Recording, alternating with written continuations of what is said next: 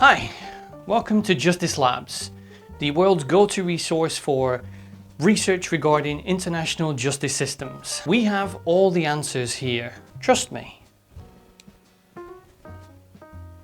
I am a science person.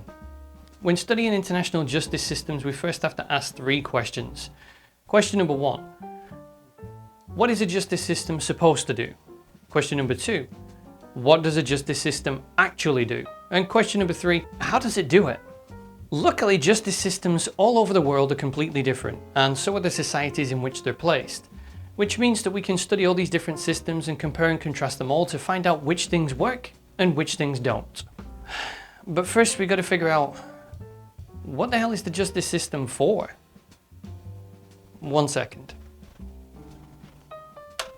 Wait, what the hell? Wasn't supposed to turn the whole lights off. So the general public perception of prison is that it's a preventative measure.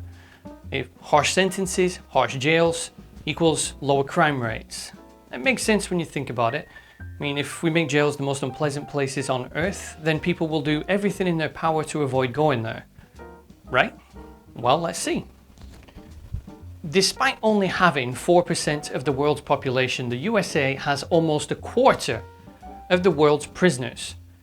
That's the highest incarceration rate in the entire world. Congratulations, America, you are world champions at this. Or to put it another way, in no other country in the entire world are you more likely to go to jail than in the one which refers to itself as the land of the free. You'd think that with the highest chances of going to jail, that America would have the lowest crime rate, but you'd think wrong. Actually, America ranks mid-table or higher for almost every single crime category. The US murder rate, for example, is 94th highest in the entire world. Now you might be thinking, well, that doesn't sound so bad. 94 sounds kind of like mid-table, and you'd be right, it is kind of mid-table. But it is a higher murder rate than places like Somalia, Pakistan, Libya, and Syria. And those stats are after adjusting for the differences in population size. It kind of seems like just the threat of going to prison really doesn't deter people from committing crimes. But maybe that's just because America has really soft prison systems, which are actually quite enjoyable. It's like going to a Hilton, I guess. Well, according to the Department of Justice, US prisons have been found guilty of a number of different, very negative and unpleasant things, such as they have been found guilty of not preventing the following things: assault, rape, stabbing, and illegal drug use. And in addition to that, the Department of Justice has also found many prisons across the US to be guilty of not only not supplying treatment for mental health conditions, but actually failing to recognize that a person has a mental health condition at all. And considering 50% of US inmates actually suffer from a mental health condition, this is a big one. So American jails sound like exactly the kind of hellholes that we all assume prevents crime, but they don't. I want to preface this by saying that there is a reason for this statistical anomaly, or at least one reason for it, and that is down to how America categorizes crime. See, some things that America calls a crime, other countries simply call a misdemeanor. So carrying a small amount of marijuana for personal use, for example, in most other countries just gets you a warning on first offense, it gets you a fine on second offense, and then you might be facing jail time on the 3rd time. In America, however, it's jail on the first time offense in many states. The case for jail as a deterrent actually starts to get shakier when we start to look at capital crime and how capital crime is punished. The USA executes the 6th highest amount of criminals in the entire world. That's more executions than Somalia and Pakistan, but yet the USA's murder rate is higher than both. Well, how can that be? If the ultimate punishment would be the ultimate deterrent, then surely that shouldn't happen. But I understand what you might be thinking, and that's that Pakistan, Somalia, these places are very different to the United States in terms of culture, education, socioeconomic status. So maybe that's, the reason for this difference in statistics. So what about if we compare it to a country that is comparable in all of those factors, like the UK? The UK's murder rate is significantly lower than the US, even when accounting for population size difference, even though we haven't executed anybody here since 1964. In the USA, 36% of all criminals released from prison are back there again within 2 years. In the UK it's 47%, in Australia it's 39%, in Germany it is 45%, in Canada it's 35%, and in Chile it's 50%. In fact, in almost every single country studied, the figure is always 31% or higher. That's almost a third of all criminals that go into the justice system and they're then released, come back into it again within 2 years. But not all countries. Norway, in fact, has only a 20% recidivism rate. The question is why? People looking at this will correctly state that Norway is actually quite a small country. In fact, it has only just under 5.5 million people living there. And the people who look at this will obviously say, well, actually this population size is much smaller and much easier to control. And that's the reason for the much lower recidivism rate. What those people won't say is that in the mid-1970s, Norway actually had a 70% recidivism rate. And back then, Norway had a prison system very similar to the United States. Around about the early to mid-90s, the rate started to drop significantly until it hit 20% and it stayed there ever since. Singapore also had recidivism rates similar to the rest of the world. It hovered around 40%. Like Norway, they also had a system just like American and just like the UK. And like Norway, around the mid-90s, they started to change their system and thinking a little bit. And the recidivism rate started to drop until it hit its all-time low of 22% in February this year. Now you might be thinking that, well, these countries are very different to the US, both in terms of size, in terms of culture, socioeconomic status, education, and maybe that's the reason why there's such a big difference between these countries and the USA. So what if we take a more representative example? Are there any places in the US that are doing something similar and experiencing similar results? Actually, yes. Michigan in the United States decided 10 years ago to change their system from their older style system based around punishment to something different and started to experience a drop in recidivism there too, and it's now at 27%, which is the lowest recidivism rate in the entire United States of America.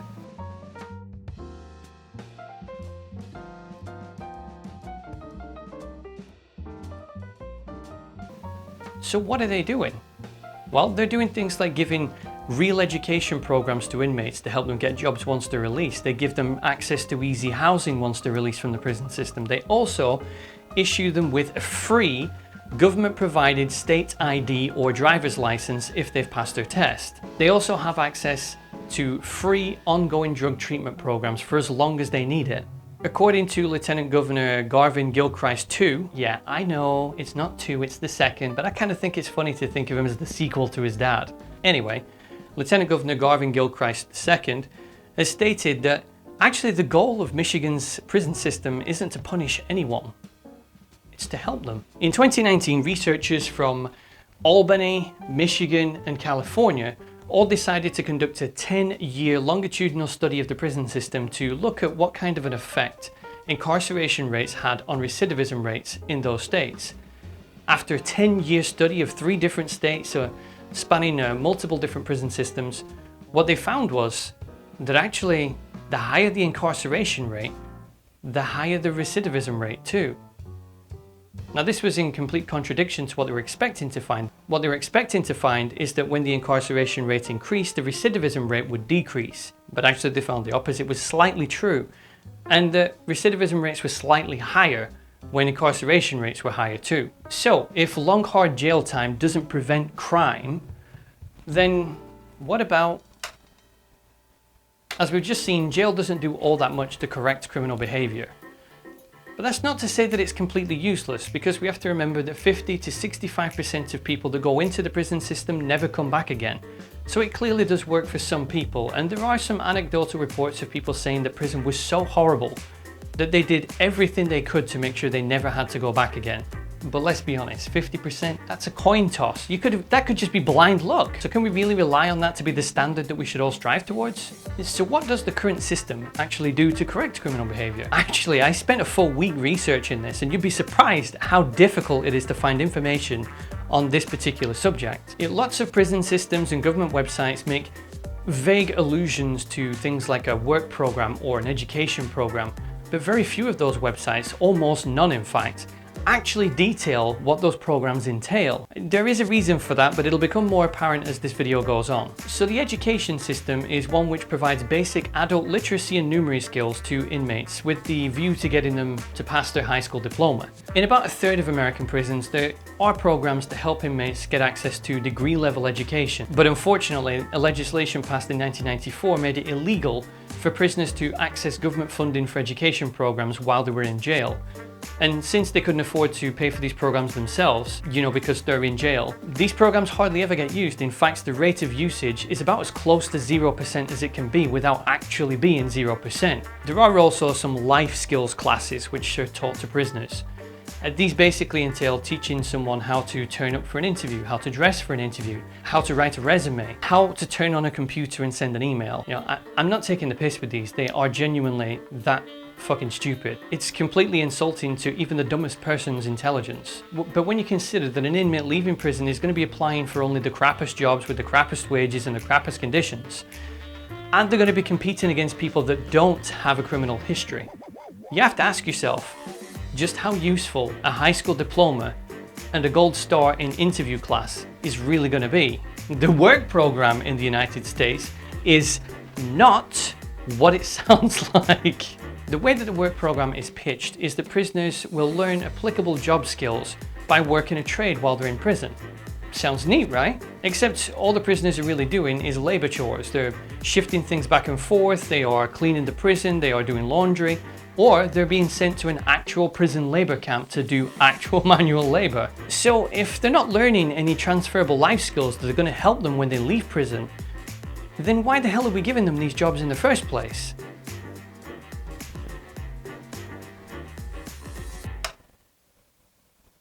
Yeah, this is going to be an unpopular answer because capitalism is almost a religion in the United States, so I feel the heat already from you guys, but stick with me, okay? Whether you like it or not, capitalism is definitely contributing to the prison problem in the United States. The reason for this is that inmates are being used as a $1 a day labor force by huge corporations who are using this feature of the corrections system to increase their bottom line and their profits by employing prison labor instead of good, average, hard-working Americans just like yourselves. That's right. Your jobs aren't being given to illegal immigrants, they're not even being sent overseas. Your jobs are being given to inmates for $1 a day. That's a price so low that even illegal immigrants won't work for it. What chance does the average American have against that? Some of these huge corporations include Microsoft, Victoria's Secret, Walmart, Nintendo, McDonald's, Coke Industries, and Costco. And that isn't even the whole list, that's just the most eye-catching names. The list is far longer. There is another side of the privatization of the prison system which is definitely contributing to the crime problem in the United States. And that is that prisons themselves are now private institutions in many states. Those institutions are being paid huge sums of money to imprison people and keep them safe. The more prisoners that those prisons have, the more money the prison makes. So there's an actual profit incentive to have more prisoners in jail. In 2006, 2 Luzerne County judges were found guilty of accepting kickbacks in exchange for sentencing youth offenders for long stints in youth corrections facilities, even if it was a first-time offense. Now, if the Luzerne County youth corrections system wasn't privatized, that profit incentive wouldn't be there and that situation would never have occurred. A privatized system also has an obligation to grow in order to make more money. In fact, if you ask any businessman all over the world what their goal is for the coming year, they'll all say the same thing. Growth, baby. That's what profits is all about, growth. You have to grow eternally. But for a prison system, that means consistently finding people to put in jail. During the 1980s, there were 2 big changes that occurred, but it's very difficult to determine which one was the cause and which one was the effect. So I just want you to keep that in mind as we explore this. Ronald Reagan instituted his infamous War on Drugs campaign, and prison populations boomed as a result of it. At the same time, legislation was created and passed to create America's very first privatized prison. Did Reagan start his aggressive campaign in order to justify the creation of privatized prisons? Or did privatized prisons come into existence to accommodate all the extra prisoners that were going to be going into the system? It's a difficult thing to unravel, but this might help. The oldest private prison contractor in the US is a company called CoreCivic, which were formerly called Corrections Corporation of America. They were founded in 1983 by Thomas Beasley and T. Don Hutto. Thomas Beasley was the chairman of the Tennessee Republican Party. T. Don Hutto was the incoming president of the American Correctional Association, the governing body for the entire prison system in the United States. So that was 1983. 1 year later, in 1984, Ronald Reagan instituted his War on Drugs campaign with his new policy, the Comprehensive Crime Control Act of 1984. Private prison created in 1983, War on Drugs campaign created in 1984. thereby increasing the population size of prisons and also providing a lot of juicy government contracts to those private prison contractors who were now going to be totally necessary. Yeah, it's a real head scratcher. So if prisons don't deter crime all that much and they don't correct crime all that much, then why the hell do we put people in prison? The answer mostly is punishment, or to give it its fancy science man name, retributive justice. The reason we have prisons is largely to make the public feel as if justice has been served. The public by and large wants to see criminals having things taken away from them, to reflect the fact that they did it to someone else. The greater the crime, the more things that the public wants to see the criminal have taken away from them. Eye for an eye, that kind of thing. You could also make the argument that prisons and jail exist as a method of removing a violent individual from the public and therefore reducing the possibility of that violent individual affecting someone else. But that only works if you're actually correcting that behavior. Considering it's a coin toss, there's a 50% chance that all you're doing is moving that problem from one point in time to a future point in time. This is only really my conjecture here, but I really do think that part of the reason, if not the main reason, that the prison systems are as they still are, is largely because people see it as a form of legalized revenge. People often argue that victims and their families need to see the prisoner punished in order to feel a sense of closure and justice. But just how true is that? According to Robert Mueller in Psychology Today, he conducted a study in Minnesota where he looked at how families felt after seeing the criminal receive their punishment. In this case, it was the death penalty for capital crimes. What he found was that only 2.5% of families actually felt a sense of closure after witnessing the criminal get the death penalty. Robert Mueller interviewed all these people beforehand too and asked them how they thought they were going to feel after the prisoner was put to death. Almost all of these families and victims said that they were going to feel a sense of closure, that justice would be done. But then when the actual sentence was carried out and the prisoner was put to death, most of them said, in fact 97.5% of them, said that they felt completely empty and ambivalent. So maybe we need to rethink the reason that we do this punishing thing. Why are people in jail? Yeah, I know, you goddamn joker, because they commit crimes. It's a science man right there. I get it. Actually, the answer really isn't as simple as that. In fact, in order to answer the question of why people are in jail, we first have to answer a different question. Why do people commit crime? I think when people talk about what to do with someone who's just committed a crime, we tend to take a very narrow focus and look at the incident in a vacuum. We kind of look at it and say, person commits crime, person goes to jail. But really what we should do as a society is widen our field of view so that we can see all the events that happened before the crime. And then we can maybe explain how and why that crime occurred.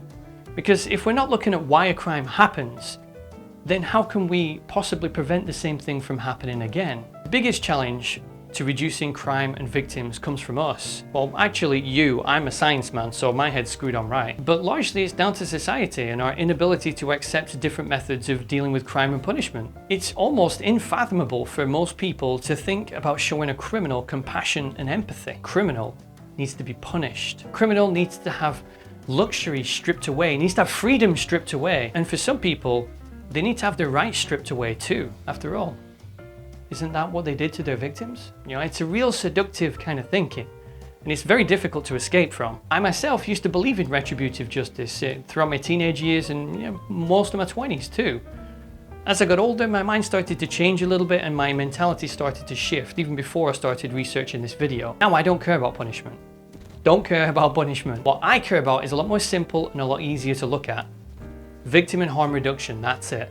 I don't care who gets punished or how they get punished, I only care about reducing the amount of victims in the system. That's it. You show me the solution which has the greatest effect on reducing victims, and I will vote for it, even if it is completely contrary to my own personal beliefs on crime and punishment. And that brings us to our friends in Norway and Singapore. So what are those guys doing so well that the rest of us are doing so badly?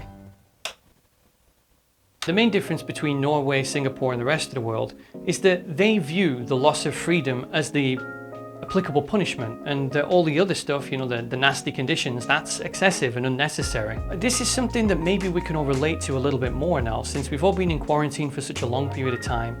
It's kind of felt a bit like jail, let's be totally honest. But at the same time, we've been stuck at home with all of our modern trappings. We've had computers, we've had TVs, we've had Netflix, you can cook meals when you want, you can see your wife when you want. But we all feel as though being stuck in quarantine is pretty harsh.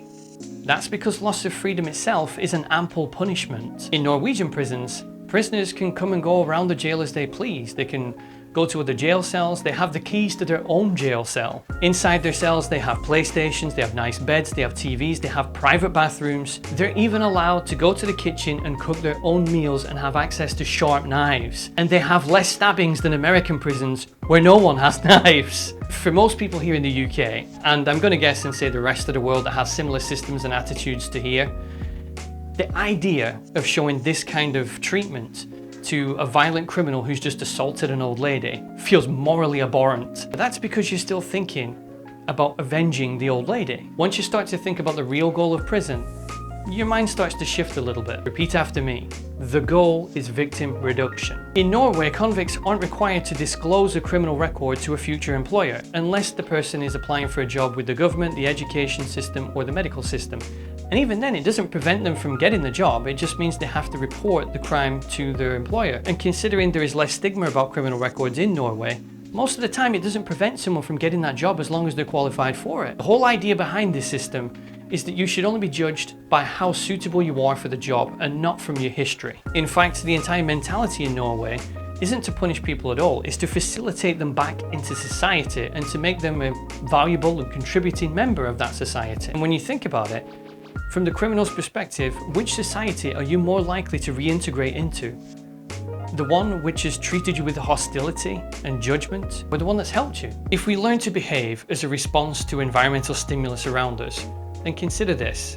Which of these two jails is more likely to produce a violent reoffender? Jail number 1, in which you fight tooth and nail for basic things like cigarettes or a bar of soap, where you're going to be assaulted or raped on a daily basis, where you're going to be fearful at all times and you're going to be worried about what's going to happen next, where you're beaten by guards, humiliated and treated with derision, or jail number 2, which is kind of like a mediocre hotel. If your answer to that was jail number 1, then you're more fucked up than the people we lock away. There is no situation in the world where we can put a person in a violent situation and they come out of it less violent.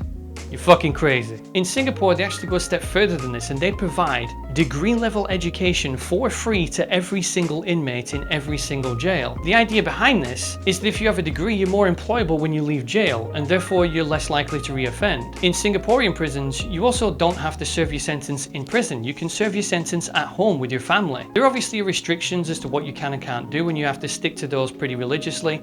But as long as you do, you can serve out your sentence at home, where you can still feel connected to the community, to your family, to your friends, to society in general. Again, the idea is that if you're connected to community and society, you're less likely to reoffend against it. Denmark started the exact same rehabilitative change not too long ago and reduced their recidivism rate down from the 40% area all the way down to 27% using the exact same techniques that have been so successful in Norway. I read an interesting quote from the warden of Bastøy prison in Norway, and the minute I read it, it made sense. He said, if you treat people like dirt, they'll behave like dirt. If you treat them like human beings, they'll behave like human beings. Doesn't that just make sense? Just to me, I don't know, maybe I'm weird. Criminals in most societies are punished by being sent to jail. They're then punished again with the harsh conditions in jail and the violence in jail and the solitary confinement in jail. They're made to feel distant and detached from humanity and society. Then when they come out of jail, they're punished again when there's no job prospects with any kind of a future. They have the crappiest jobs to apply for with the crappiest wages. And sometimes the bosses who take on these criminal convicts kind of abuse the system and force these convicts to work for illegally low wages under the threat of reporting them for parole violation if they don't. With enough time passing, these convicts who are being forced to work for illegally low wages in jobs that aren't really good enough to pay their bills, eventually they get into debt in order to try and pay for their house or their car or whatever it is that they have. That is, of course, assuming that they can get any line of credit, because it's very difficult to get credit when you have a criminal conviction. You're shunned and judged by all of the people in your normal society, and so you have no friends either. Eventually, you're faced with two choices, two bad choices. Choice number 1, you can carry on as you are and hope that something magically changes to make your situation better and you can keep a roof over your head. Choice number 2, you can go back to the life of crime where nobody judges you, where nobody shuns you, where it's quite easy to make money. But there is going to be a lot of victims in the process. And I know this sounds like an unrealistic situation, but there's a lot of anecdotal reports of inmates being released from prison, going to their work placement at their new job, only to be told that they're going to work for legally low wages. And they'll just get reported for parole violations if they don't. And I know what you're saying, you might be saying, well, just report it because that's blackmail, it's illegal. Who the hell's going to believe a convict and who the hell's going to care? The only way to change this is to change the way you think about crime and punishment and the justice system. To spit everything out that you've ever been taught and be ready to accept something new. It gets a bit easier if you just ask yourself a simple question. Do I want this criminal to hurt more people or not? If the answer is no, then surely we should be looking at the solution which reduces that to the lowest possible amount. And not just sticking with what we've got because it's what we're familiar with. I know you. Yeah, you. I know you. Right now, you're sitting there thinking of reasons to carry on sitting there and do nothing, change nothing. Maybe you're thinking, system's never going to be perfect, right? Why bother changing it? It works for about half the time. Let's not bother. There's no point. But that's a lazy bullshit reason. It's an excuse, really. Of course, it's not going to be perfect. No one expects it to be perfect. That's a straw man argument. Shouldn't we strive to make it 99%? At the very least, shouldn't we strive for it to be better than it is right now? Think of it this way. If your boss came to you tomorrow and said, Dave, we've decided we're never going to give you another pay rise for the rest of your life. Because, you're never going to be a millionaire. So there's really no point in us giving you more money because, you're good as you are. You're doing all right. You don't need the extra money. You ain't going to be a millionaire. You don't need it. No, you ain't going to accept that, are you? You're going to find yourself a new job. Maybe you're sitting there thinking, it's not my problem. I'm never going to commit a crime. This doesn't affect me. Well, you're a fucking moron. Because crime can still be committed against you. Of course it's still your goddamn problem. And also, weren't you listening for the first hour of this video where we talked all about how innocent people go to jail for crimes they didn't commit all the fucking time? Maybe you're the worst fucking kind of lazy. And you're sitting there right now thinking, well, what can I do? I'm just one man. I have no power, no control, no influence. I can't do anything. There's no point trying. You make sure that when you vote, and you should goddamn vote, it's literally the only influence that you have in life to shape the society that you live in. So you make sure that when you vote for the party that commits to changing the system into something better. But what's the point? They're just gonna lie to me. They're gonna tell me they'll do it to get my vote and then they won't do it anyway. There's no point. So make them a goddamn liar. Give them that responsibility. Don't just let them saunter through their entire political career using your tax money to expense multiple houses and go on multiple luxurious vacations, all the while never being forced to live up to any promises whatsoever. Make them a fucking liar. At the very least, think of it this way. If you never ask them to make a promise, then it's definitely never going to change. But if you tell them that they have to promise to make a change in order to get your vote and stay into power, well, at least there's the tiniest fraction of a percent that thing might actually change. It can be better. And we can reduce the amount of victims that are caught up in this big system. It isn't even hypothetical. 3 countries are already doing this. We can already see the results of how we can change and what happens when we do change. We just have to start doing it. At the very least, we have to try. I'd like to say thanks if you made it this far into the end of the video. This was a super long video and I experimented a bit with a lot of different things. So I apologize if this was different to what you were expecting. Hopefully people found it informative and they enjoyed it, and you'll do all the usual YouTube bullshit like subscribe, comment, blah, blah, blah. That's it for now. I'll catch you in the next video.